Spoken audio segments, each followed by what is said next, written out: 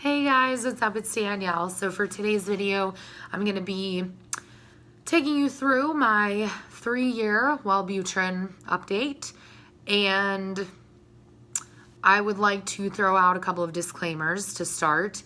The first is that my cat has been alone for 3 days and he is kind of needy McNeedersons right now. So if you hear loud breathing, that is not me, it's probably him, and he may or may not make an appearance.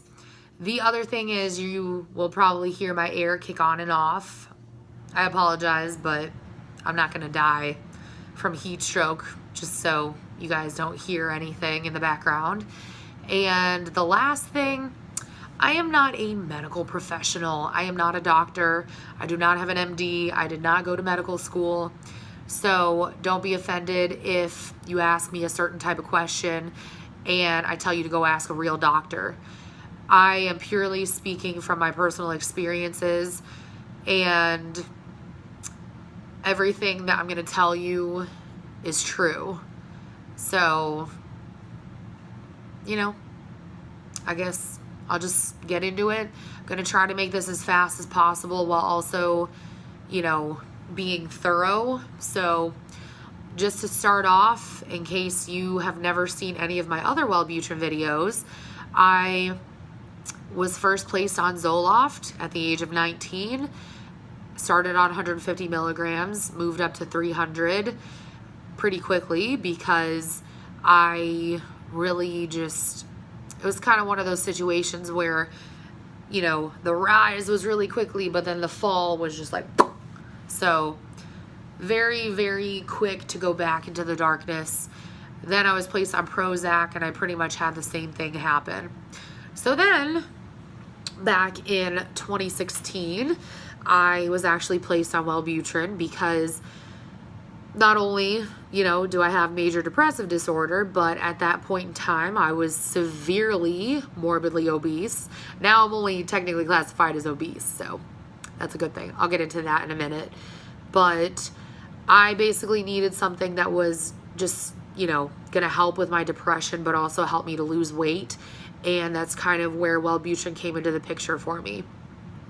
So it was this was going into my last semester of college, and basically there's a couple of things that I experienced that I still experience as far as side effects, and then there are things that I only experienced in the beginning. So things that I only experienced in the beginning were the sleeplessness. There were times where I would wake up, take the Wellbutrin at like 6 a.m. and I'd be up till 4 a.m. the next day.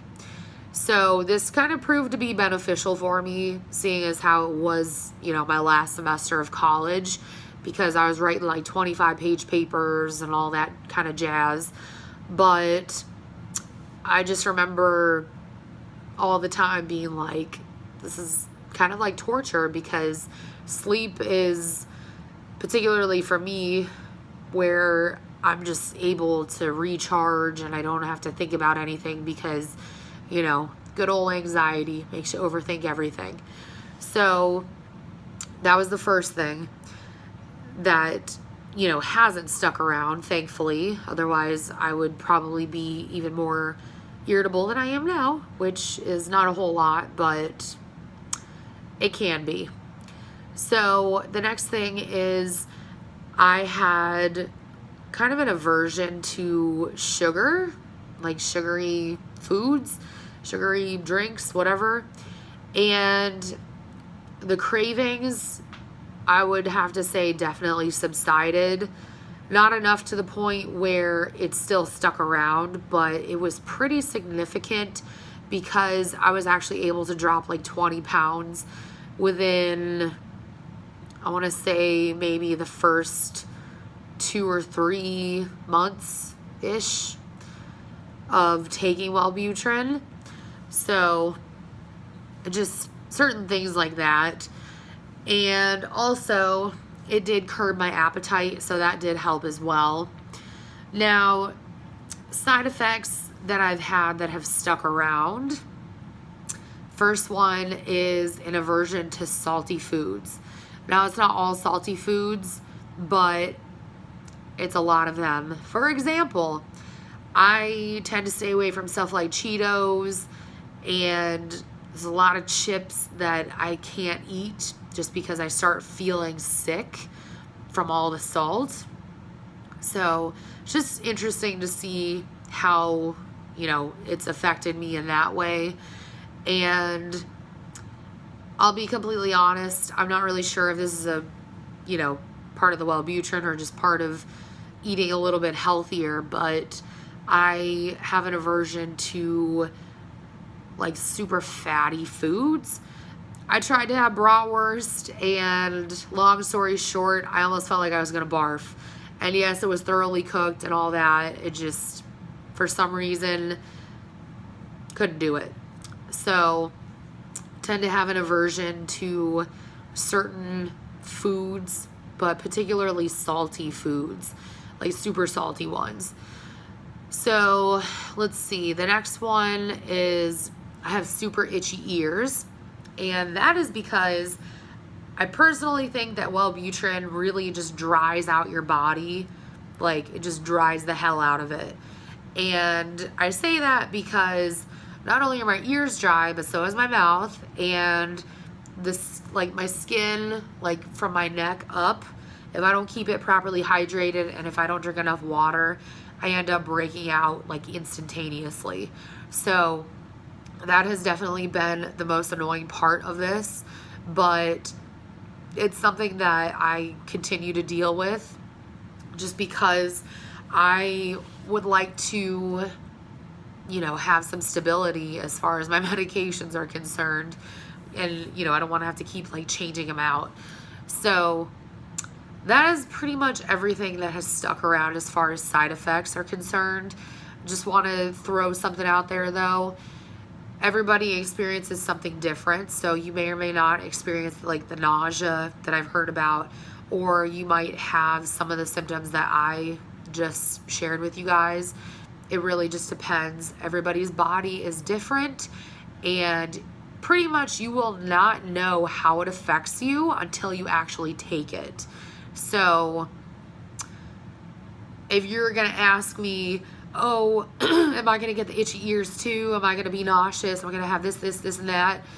There's no way for me to know because A, I have no clue who you are, no offense.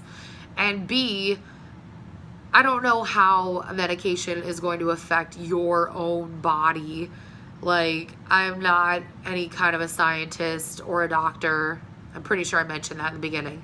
So, please, if you can, do not ask questions like that because I'm basically just going to tell you I have no clue. So pretty much you're just wasting your time if you ask a question like that.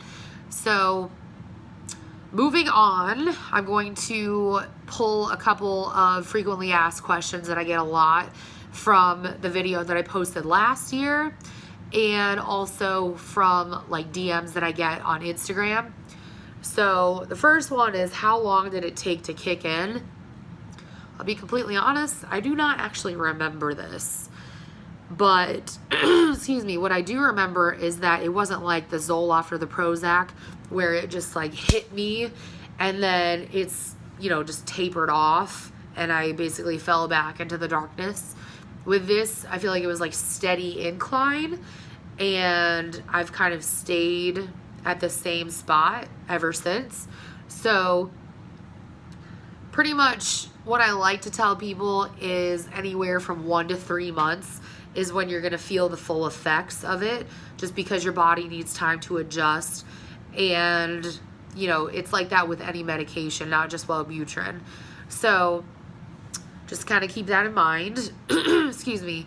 The next two I'm going to lump together, and it is, did it improve my social life or my self-worth? So I really do admire people who ask questions like this because it shows how much hope that they have, not just for the Wellbutrin to work for them, but also just in general. However, I I think it is pretty naive to assume that a medication is going to do everything for you and that everything is going to be 3,000% better overnight, because the reality of it is that's not true at all. The thing that people need to realize is that Wellbutrin is like any other medication. It is a tool. It is something to help you, but it's also a two-way street. So you kind of have to think of it as like a friendship. The Wellbutrin is giving you something, but you also have to give it back. So what I mean by giving it back is, yeah, the Wellbutrin is making you feel better about your life, and it's making things a little bit easier because, you're not feeling like crap all the time.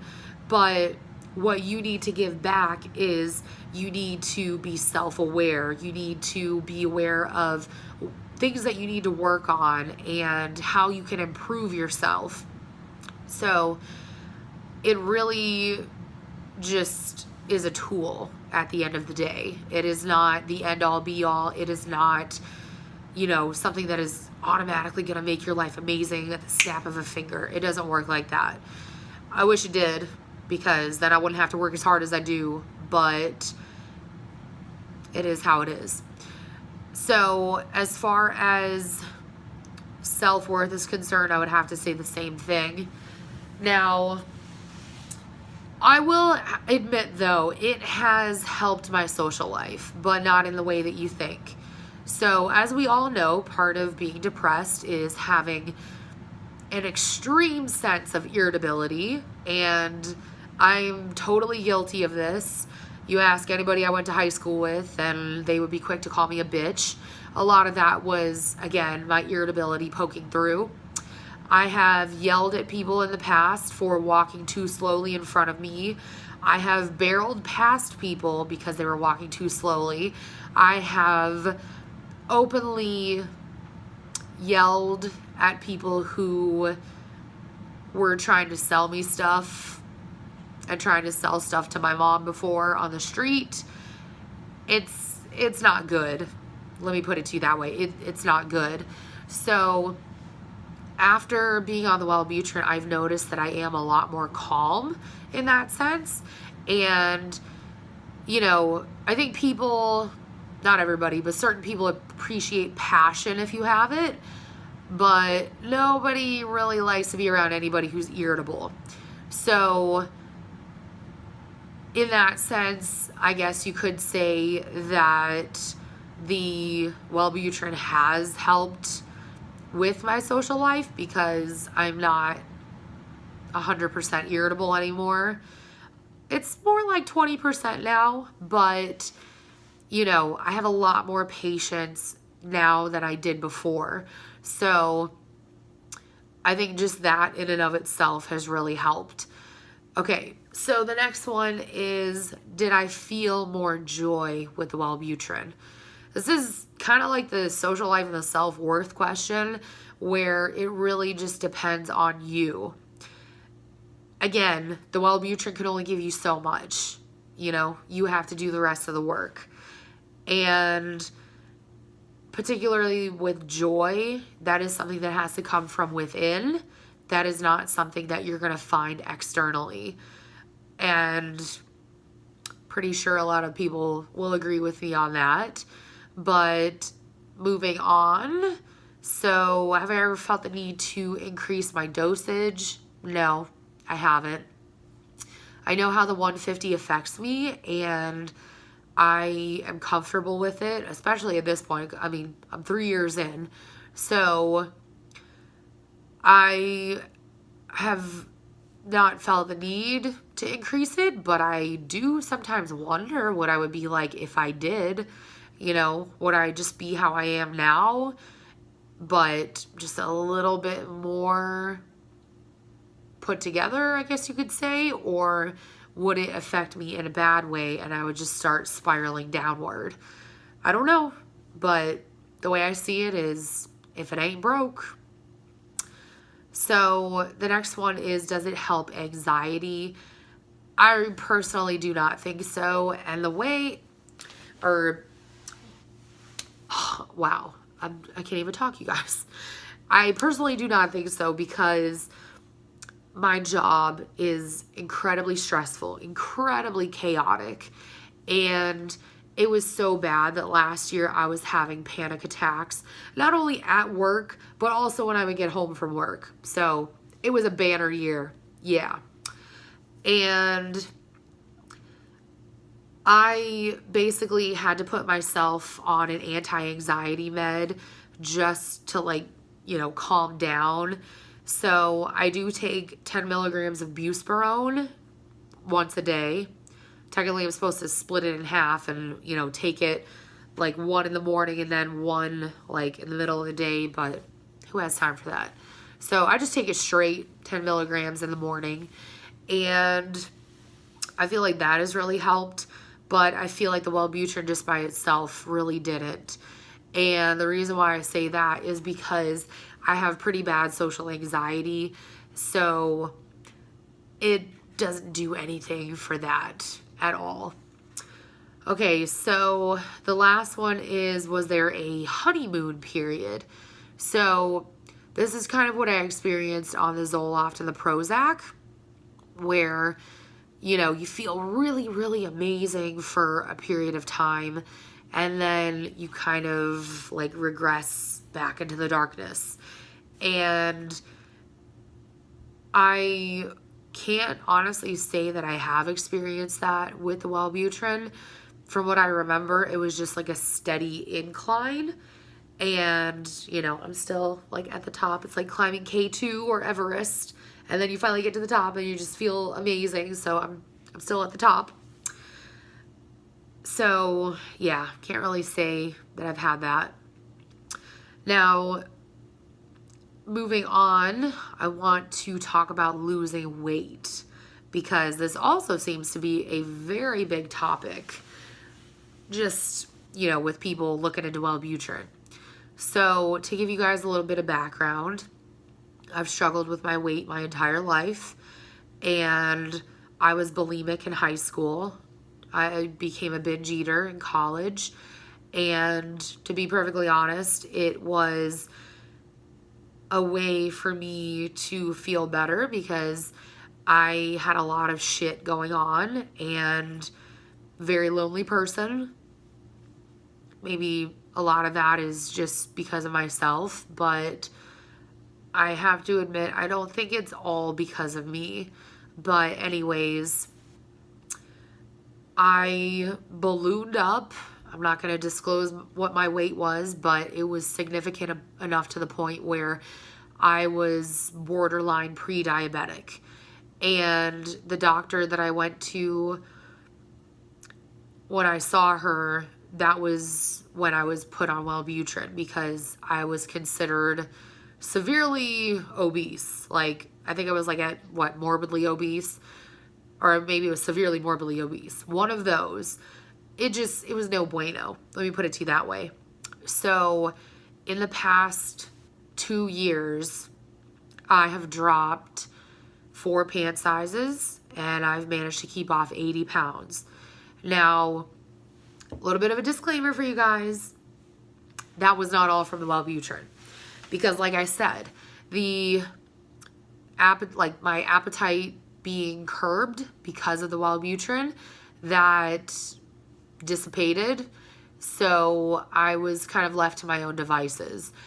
And it really wasn't until 2017 that I ended up starting to lose all that weight because of just being more active. So I ended up being able to lose all that weight because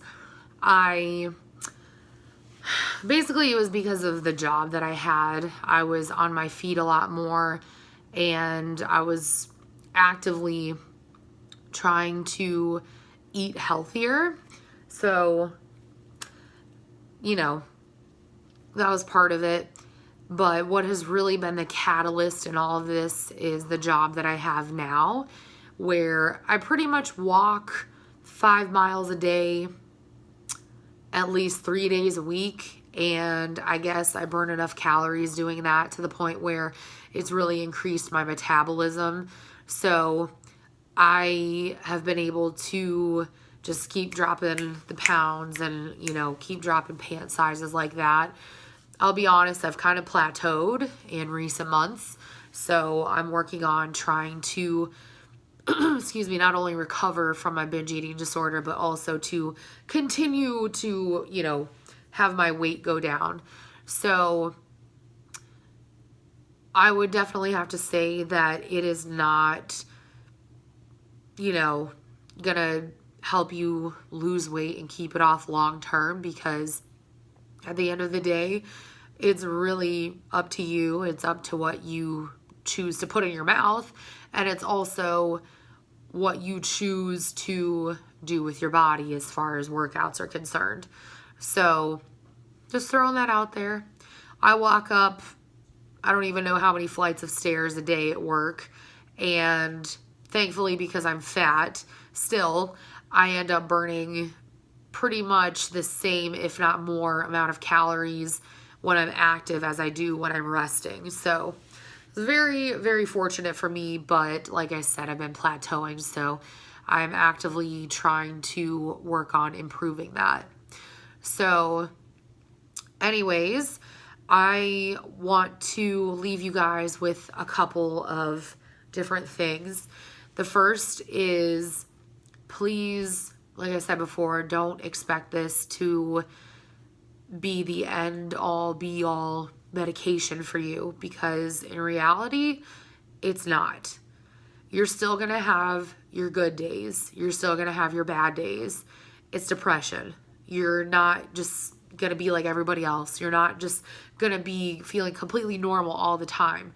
You're still going to have days, if not weeks, where you don't want to get up out of bed, where you don't want to do anything, you don't want to clean, and that's okay.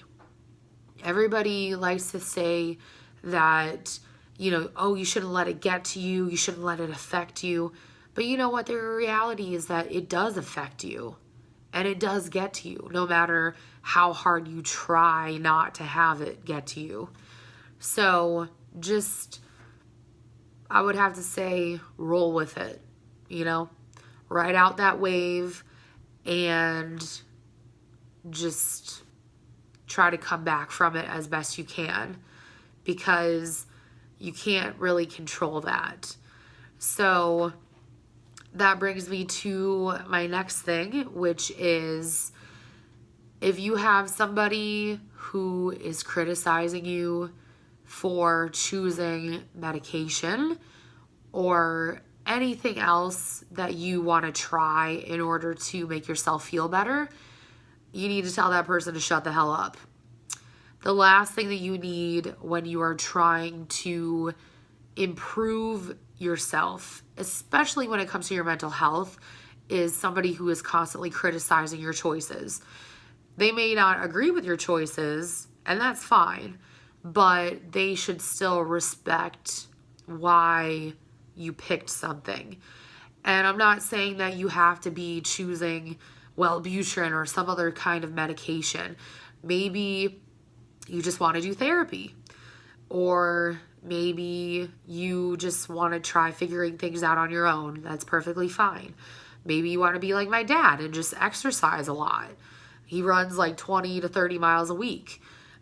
Everybody is different, and when you can find out what works for you, stick with it, because eventually what I've found happens, especially with depression, is we are so desperate to find something that works for us that once we do find it, we hold on to it for dear life, because we know how bad it is on the other side and we don't want to go back. So just kind of keep that in mind. And just to kind of throw a story in there for you guys as an example. When I was 19 and I was on Zoloft, my mom actually was the one who was giving me shit for being on a medication for my depression. And keep in mind, on my mom's side of the family, they didn't really ever talk about their issues. Kind of just slid everything under the rug. And you know, that's not a way to live. You need to voice your problems because, you know, that's how you end up being able to fix them. So she kind of picked up on that as well. And I guess I became the total opposite. And I was like, I don't care. I know what's wrong with me and I'm working on it. And I don't care who knows because it's me and I'm working on it. So she pretty much said that it wasn't healthy for me to be on an antidepressant long term. And I remember like slapping her in the face, not literally, with a couple of different articles and a couple of different scholarly journals from incredibly reputable sources. I think some of them were even from like the Harvard Review or whatever. And it showed that long term, you know, depending on the medication, of course, antidepressants are not harmful. So that basically shut her up. And I pretty much had to let her know that she needed to shut up because, you know, I'm trying to pick up all the pieces. It's like when you break a vase, a really expensive vase, and you're left with all the pieces on the floor and you're just looking at it like, what the hell do I do? And you're trying to glue it all back together, but it keeps like almost kind of falling down. So it's kind of like that. But, you know, the worst thing you can do is just let it all come crashing down completely and just never pick it back up again. So I just want you guys to be aware that whether you choose the Wellbutrin or whether you choose something else, it is your decision. It is your right. You don't have to justify it to anybody. You don't have to explain it to anyone. And you also don't need to hear other people's opinions unless it's somebody who's a doctor. But if it's somebody who does not have an MD, I would not be paying any attention to them. So anyways, if you guys have any questions about what I talked about, leave them down in the comments. If you don't feel comfortable asking in the comments, you can either find me on Instagram or Snapchat. I will try to answer as fast as I can. But anyways, I hope this really helped you guys. Y'all really seem to like the last couple ones that I posted in the last few years. But thank you so much for watching. I hope everything goes well for you all. And I will talk to y'all in my next video. Bye, guys.